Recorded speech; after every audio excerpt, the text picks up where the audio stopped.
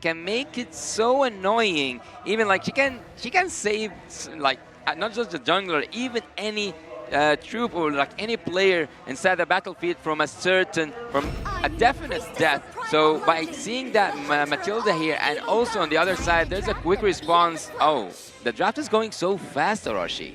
Well, Bruno and Edith, it's a great combination. It can be aggressive and defensive, so technically it can also still be flexed. So Imperio are hiding their cards a bit more, but they've secured a great hero for Ur.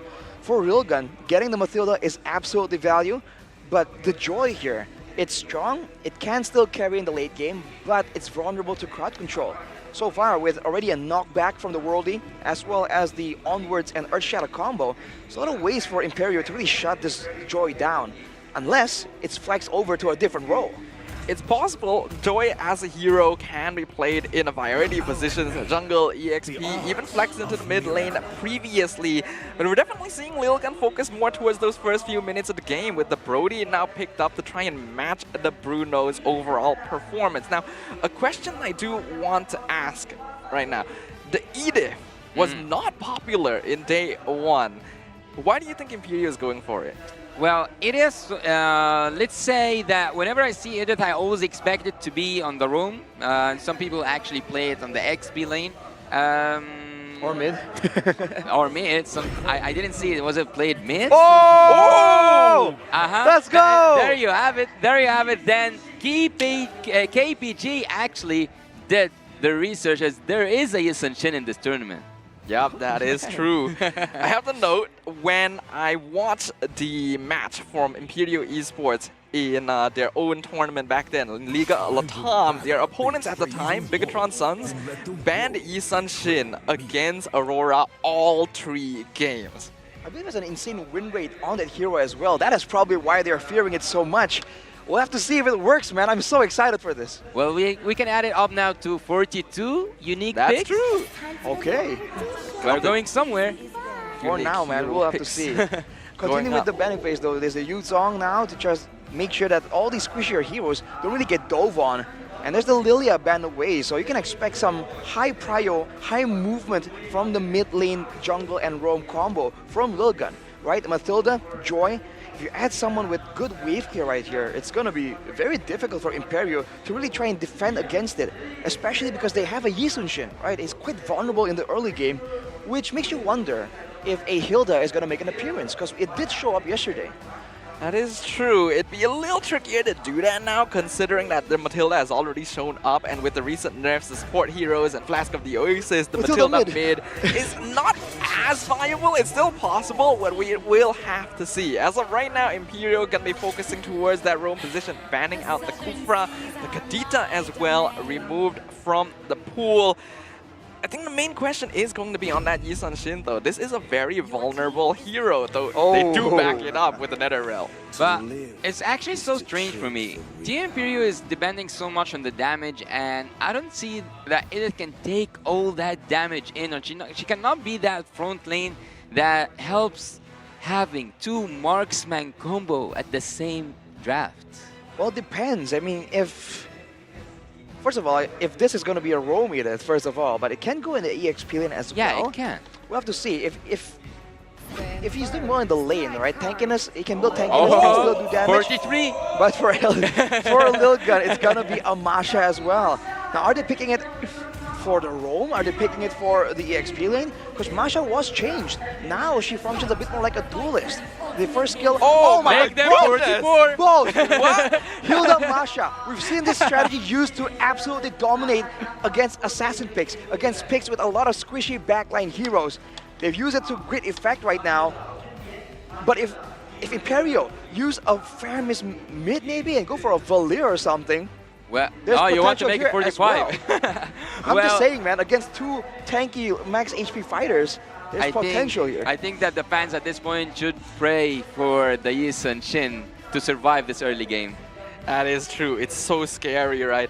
And now there's a lot of pressure. I'm not sure if Edith alone will be able to handle the pressure coming in from Masha, Hilda. You could maybe flex, go for an X-War, go for a Valier, but even those heroes are a little bit vulnerable. They go for the aggressive option though, the Dirov, anti-armor. We don't go for the defensive stuff, bro. We want to go all in.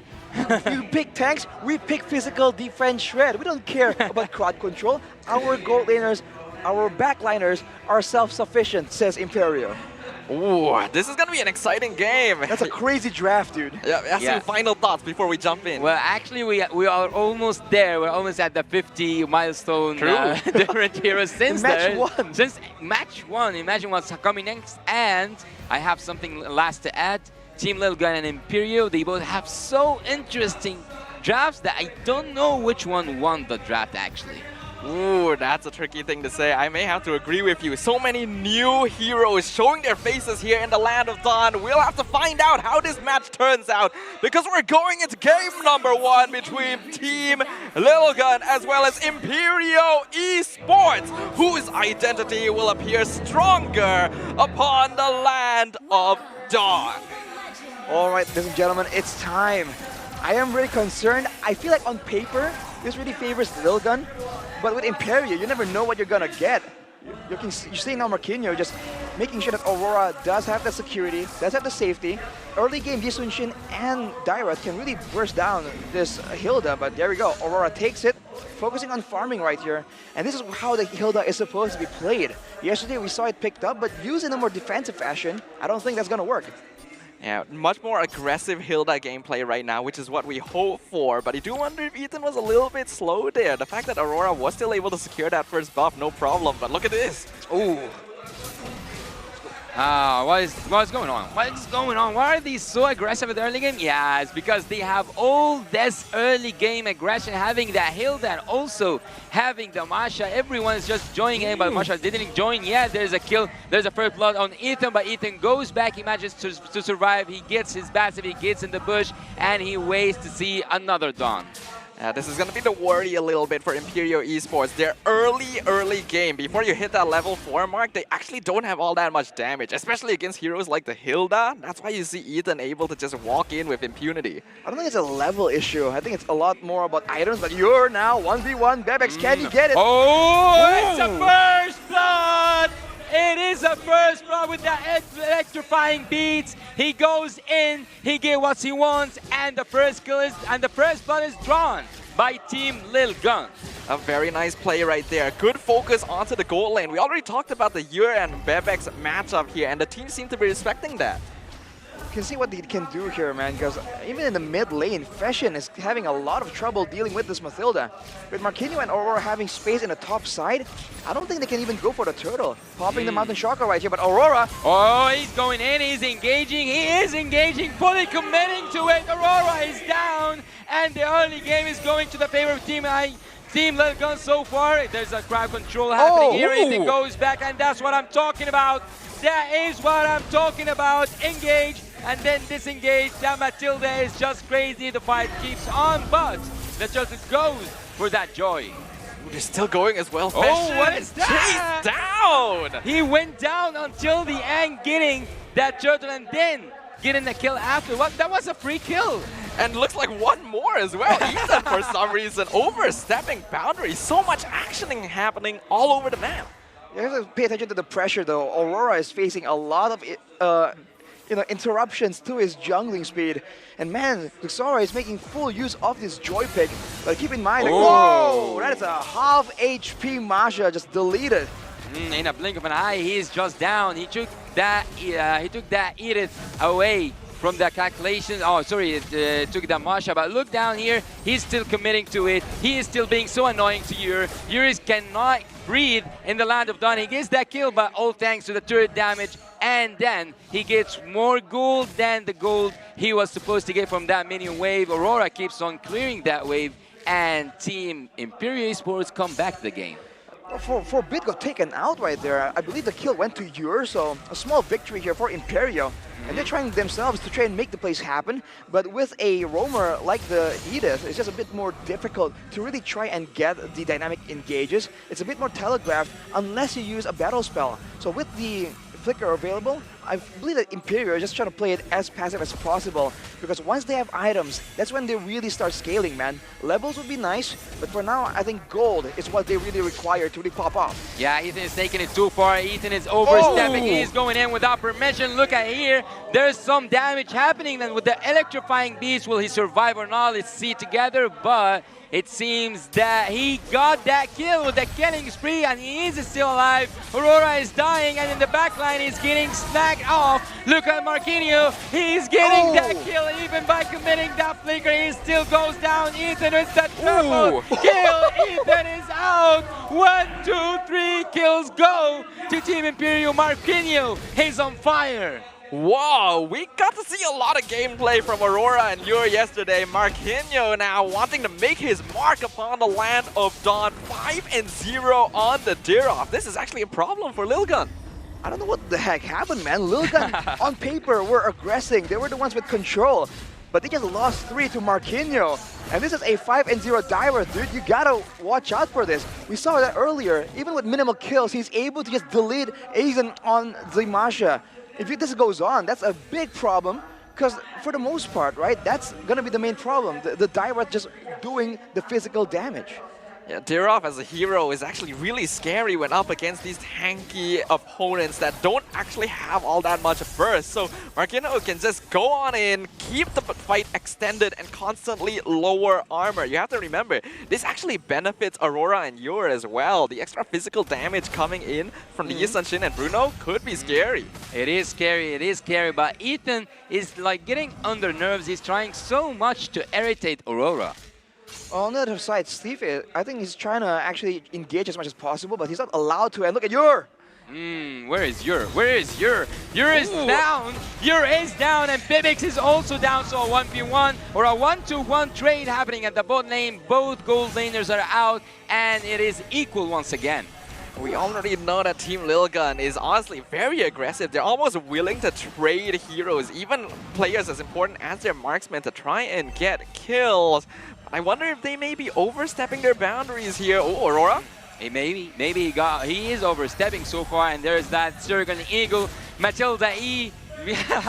He's going in. He is going in. Aurora is down, and Aurora is already down. Stevie cannot stand that damage and forbids Ethan from dying. So far, that electrifying beats is so scary. He's still committing. Masha is taking the turret damage, and he is dealing with the rest. He is dealing with the rest. And we can see that the Bower of Wildness takes that last kill. Hilda takes a kill for the favor of Team Lilgun.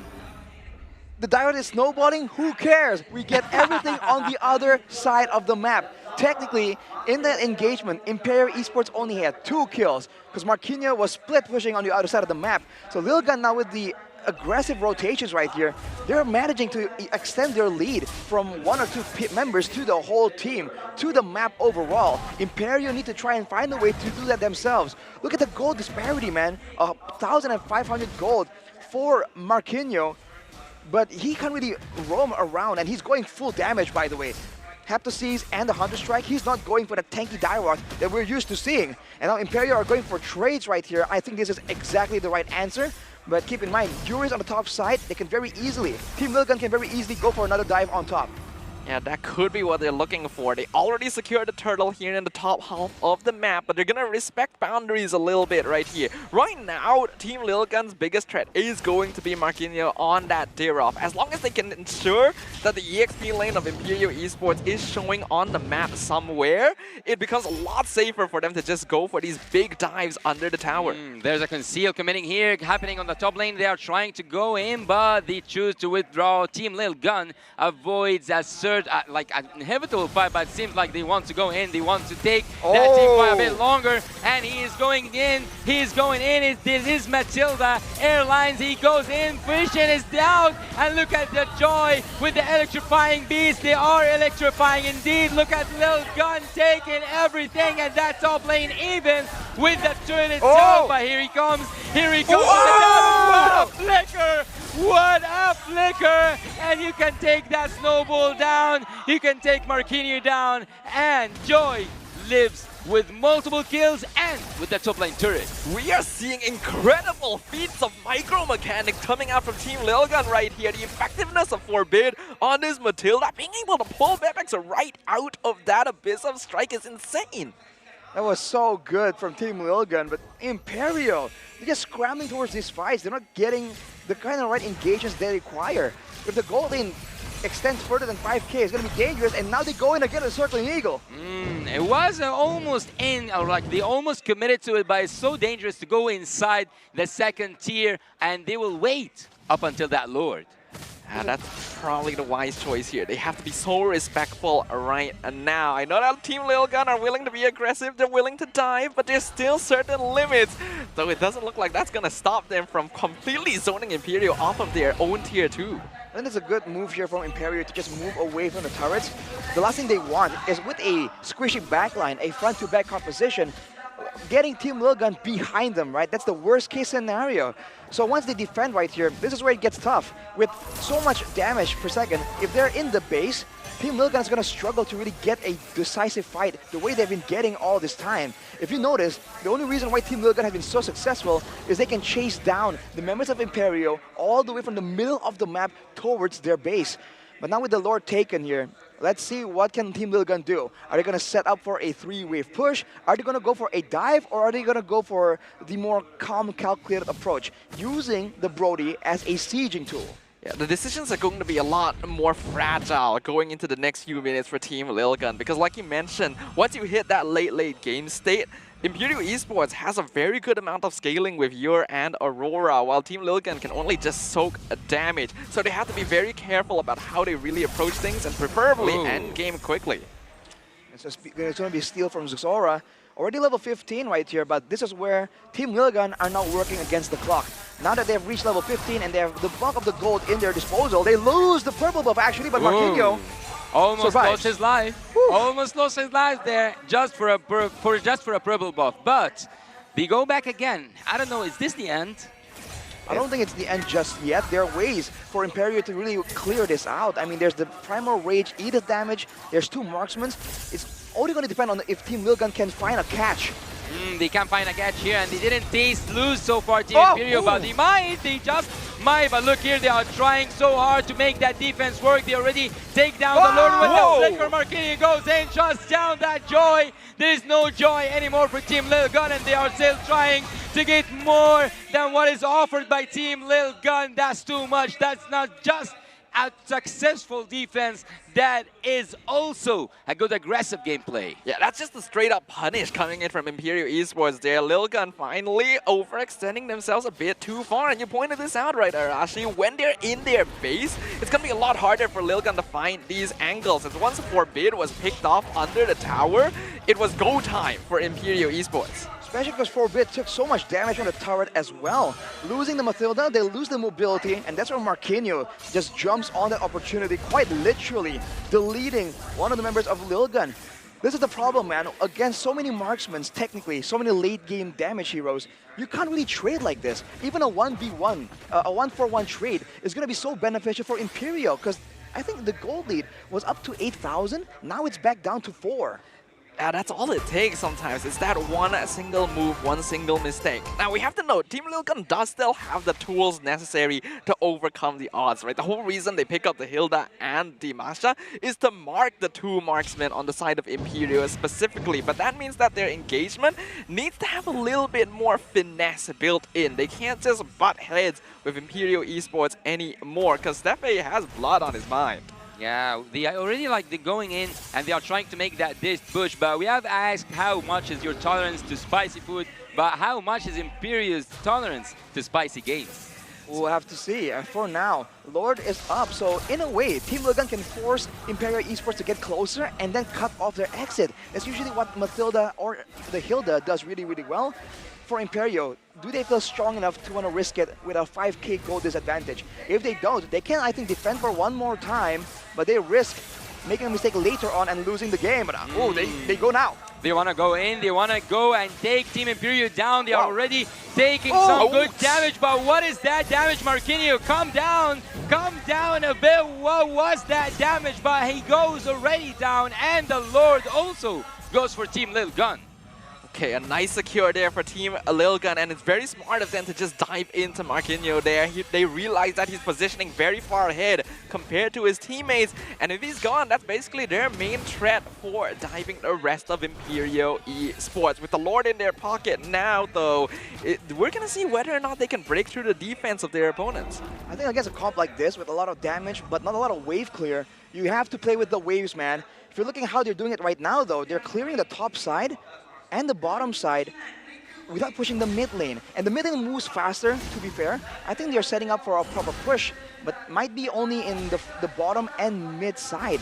Now this is where Emperio gets confused here. Where do they send their resources? But they seem to be able to clear fast with the defense shred from the direct. Well, there's a mountain shocker there, and also he reveals on the map, but there's no necessity for that map reveals because everyone has shown up already, but there has been a line that was drawn by Team Emperio, and they successfully managed that defense. Okay, that's good respect from Team Lilgun there. Go for the one inhibitor with the Lord. They know that, again, without the angles necessary to dive the backline, this could be a dangerous dive. Oh! It is a dangerous dive. Look at Joy once again making Primus use his ultimate, but then they already get their ultimate. Look at the Wrath, look at the Chaos, look at Team Emperio pulling up another successful defense. But the torn apart memory tears apart the bodies of Team Emperio Esports. But look here, do not miss me. You did miss me, and you did miss that damage. Look at that item switch, but nothing can save you. Nothing can save the inhabitable. Team Lilgun is wiped out. Ooh, this is literally what we were talking about, right? It's too dangerous to dive Emperio Esports in their own base. You want to be able to pick off the backline DPSs first. You can't fight like that, man. In the beginning, it looked so good because they have all these spells to work with. The moment they ran out of ultimates and the backlines are still fresh and healthy, you saw the damage output coming in from the Bruno and the Yi Sun-shin. Fortunately for Team Lilgun, they're able to get a trade right there, but look at the goal difference. Man, it's only 2K right here. This is that momentum swing that Emperio have been waiting for, but the same conditions still stand. Emperio have to find a way to get a proper front to back, and Team Lilgun can play around with the map even more. But with the goal difference equalizing, it's getting more and more difficult for Team Lilgun to do so. And especially considering that Emperio is going for very aggressive builds here. I just saw the Blade of Despair completed for not just Aurora, but Marquinhos as well on the Dirok. So he's actually going for DPS. He understands that Lilgun is mostly damage sponges. If they can break through the front line, it becomes a lot easier for them to take the rest of the fight. Well, they can actually go and take the rest of the fight, but I think this is a death bush, right? It's possible if it works. Asian! It is possible indeed, and now he crosses the line once again, but Forbid again once over and over again saves his team members, but there's a conceal there by the Edith, there's a conceal by Team Emperio. Will they commit to anything? They just commit that Lord. They want to take it so fast. Yeah, but the Joy can come in, but there's the fire mistakes that Lord with the last hit, and there's chaos happening in the Land of Dawn. The Land of Dawn is witnessing a massacre happening between two great teams. Lilgun is down. Emperio is now doing a revolutionary, doing really great double kill, and then Marquinhos comes to take everything down. Everything now crumbles on the hands of Team Lilgun. Guess who's in the house? Team Emperio is in the house. Massive mistakes made by Team Lilgun. They panicked. They saw the Lord being rushed down and they made their move way too quickly. Emperio Esports were quick